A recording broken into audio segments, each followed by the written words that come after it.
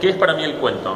En principio, yo diría que se determina por lo que es la manera de organizar la información que tiene, que es a través de la narración. Entonces, uno esperaría encontrar una historia conformada por hechos, en los cuales actúan, digamos, personajes que serían protagonistas, la gente, digamos, que actúa dentro del relato. Hay una situación espaciotemporal, digamos, hay como un contexto de tiempo y de espacio en donde se sitúa la acción, una voz narrativa, es decir, alguien que se hace cargo de la narración, que puede intervenir dentro de la historia o permanecer fuera de ella, básicamente, y una lógica de causalidad, es decir, hechos que se van sucediendo uno detrás del otro, que se van generando en una lógica de causa y consecuencia, digamos.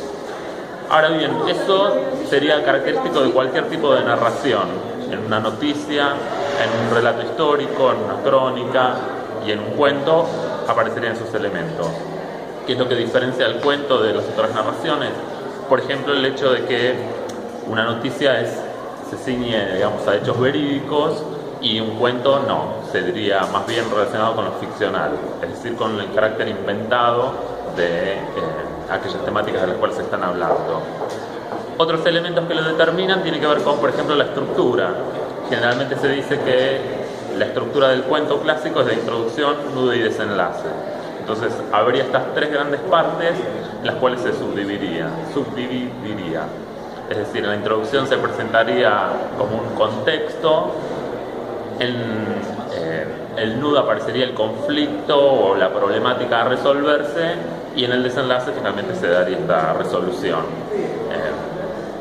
Después, otros elementos que incorpora el relato tienen que ver con otras tramas textuales u otras maneras de organizar la información, por ejemplo a través de la descripción detallada de lugares, de espacios que ambientarían al lector, como otros procedimientos complementarios. Pero creo que básicamente es eso lo que sería el cuento.